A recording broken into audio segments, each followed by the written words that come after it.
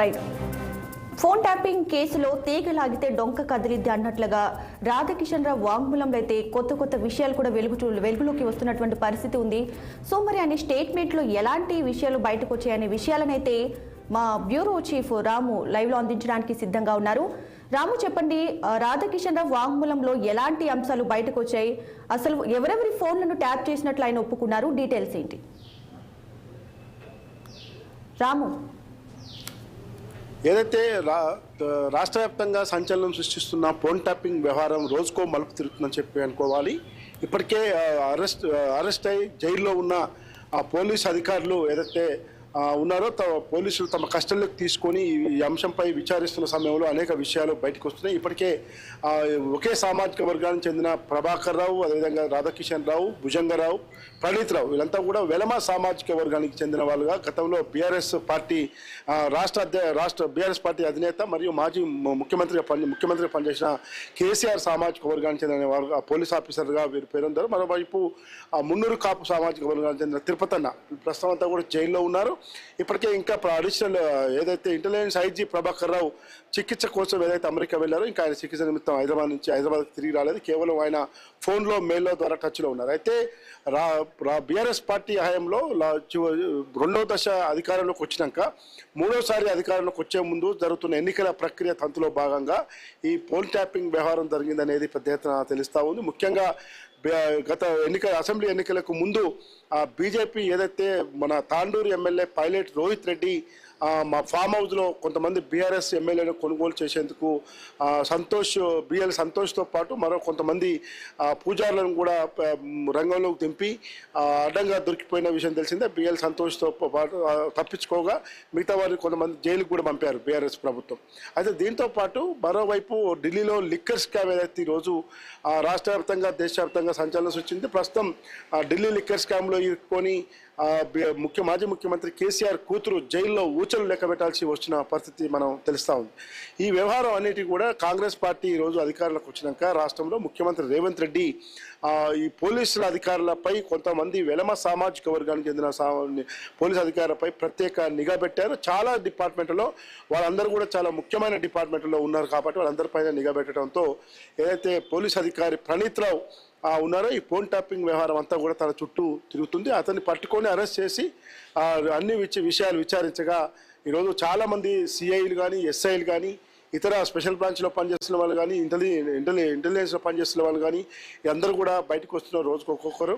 ఇప్పటికే చాలా పోలీస్ స్టేషన్లలో టాస్క్ ఫోర్స్లో పనిచేసిన వాళ్ళు కానీ జనరల్లో పనిచేసిన వాళ్ళు పోలీస్ అధికారులు కూడా వారానికి ఒకసారి వచ్చి సంతకాలు పెట్టుకోవడం వంటి పరిణామాలు చూస్తున్నాం. ముఖ్యంగా టాస్క్ ఫోర్స్ డీసీపీ రాధాకిషన్ రావు చెప్పే విషయాలు మాత్రం రోజుకో మలుపు తిరుగుతున్నాయని చెప్పి అనుకోవాలి.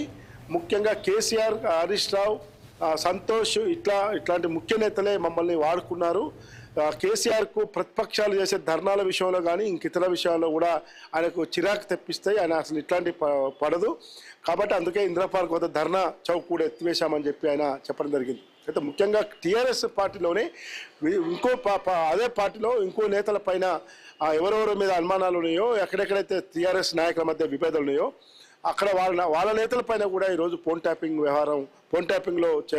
చేయించారని చెప్పి కొన్ని విషయాలు బయటకు వస్తా ఉన్నాయి. ముఖ్యంగా మనం చూస్తే వరంగల్లో స్టేషన్ గన్పూర్లో అక్కడ రాజయ్యకు కడియన్సీఆర్కి ఉన్న విభేదాలు, కుతుబ్లాపూర్లో ఎమ్మెల్యే వివేక్ షంబీర్పూర్ రాజుకు ఉన్న విభేదాలు, గద్వాలలో సరిత తిరుపతి యాదవ్ అదేవిధంగా మల్ల కృష్ణమోహన్ రెడ్డికి ఉన్న విభేదాలు, అదేవిధంగా ఆర్ఎస్ ప్రవీణ్ కుమారు, జువాడి నర్సింగ్రావు, కవంపల్లి సత్యనారాయణ ఈ విధంగా మొత్తం కూడా ఫోన్ ట్యాపింగ్ వ్యవహారం పెద్ద ఎత్తున నడిచిందని చెప్పనుకోవాలి. దాంతోపాటు హరీష్ రావు, మాజీ మంత్రి హరీష్ రావు ప్రోద్బలంతో ఒక ఎలక్ట్రానిక్ మీడియా ఛానల్ ఓనరు డైరెక్ట్గా రాధాకిషన్ రావు ప్రణీత్ రావుతో కలిసి పనిచేశాడని చెప్పి ముఖ్యంగా ముఖ్యమంత్రిగా ఇప్పుడు గతంలో పిసిసి అధ్యక్షుడిగా ఉండి ఇప్పుడు ముఖ్యమంత్రిగా ఉన్న రేవంత్ రెడ్డితో పాటు రేవంత్ రెడ్డి కుటుంబ సభ్యుల ఫోన్లను కూడా ట్రాప్లో పడేయటం, తర్వాత రేవంత్ రెడ్డి ఇంటి చుట్టూ దగ్గరలోనే ఒక ఫోన్ ట్యాపింగ్ హార్డ్ డిస్క్ని పెట్టడం, ఇట్లాంటి పరిణామాలు ఇవన్నీ కూడా చేయడం జరిగింది.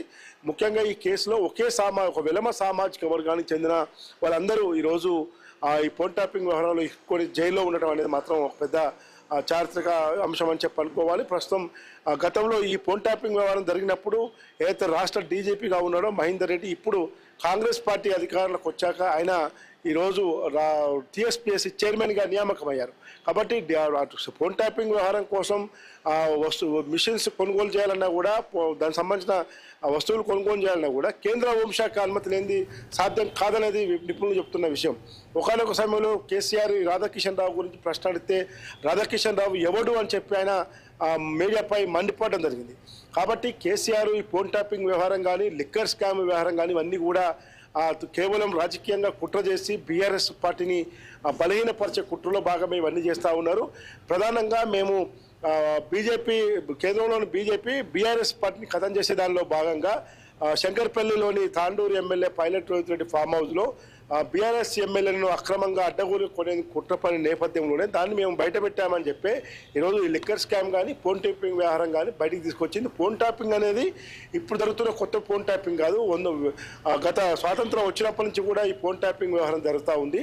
కాబట్టి అది ఎంతవరకు ఫోన్ ట్యాపింగ్ చేయొచ్చు, ఎంతవరకు చేయొద్దు అనేది కూడా దానికి లిమిట్స్ ఉంటాయి, చట్ట ప్రకారమే జరుగుతుందని చెప్పి కేసీఆర్ చెప్పడం జరిగింది. రామ్, అలానే ఇప్పుడు రాధాకిషన్ రావు వాంగ్మూలం ఒక క్లియర్ కట్గా చెప్పేశారు. ఎవరైతే బీఆర్ఎస్ పార్టీని ఇబ్బంది పెట్టారో అలానే వారి పార్టీపై ట్రోల్ చేసిన వారిని మేము ఫోన్ ట్యాప్ చేసినట్లు కూడా ఆయన క్లియర్ కట్ ఇన్ఫర్మేషన్ ఇచ్చారు. ఈ నేపథ్యంలో ఈ కేసు ఒక కొలిక్కి వచ్చింది అనుకోవచ్చా? అంటే ఇంకా ఇంటెలిజెన్స్ ఐజీగా పనిచేసిన ప్రభాకర్ రావు ఇంకా విదేశాల్లోనే ఉన్నారు. ఆయన అమెరికాకు క్యాన్సర్ చికిత్స కోసం వెళ్ళారు. గతంలో ఆయనే నేరుగా ఫోన్ చేసి పోలీస్ అధికారులకి నేను ఇట్లా క్యాన్సర్ చికిత్స కోసం వచ్చాను, నా దగ్గర నుంచి సమాచారం ఏదైనా ఉంటే ఖచ్చితంగా ఇస్తారు, అధికారంలో ఎవరుంటే వాళ్ళ మాట వినాల్సిందే కదా అని చెప్పి ఆయన చెప్పడం జరిగింది. ఇవన్నీ వ్యాఖ్యల నేపథ్యంలోనే ఇంకా ఫోన్ ట్యాపింగ్ వ్యవహారం ఇంకెన్ని రోజులు నడుస్తుంది, ఏ విధంగా ముందుకు పోతుందో మాత్రం వెయిట్ చేయాలి. సంతోషం. Right Ram, thanks for the updates.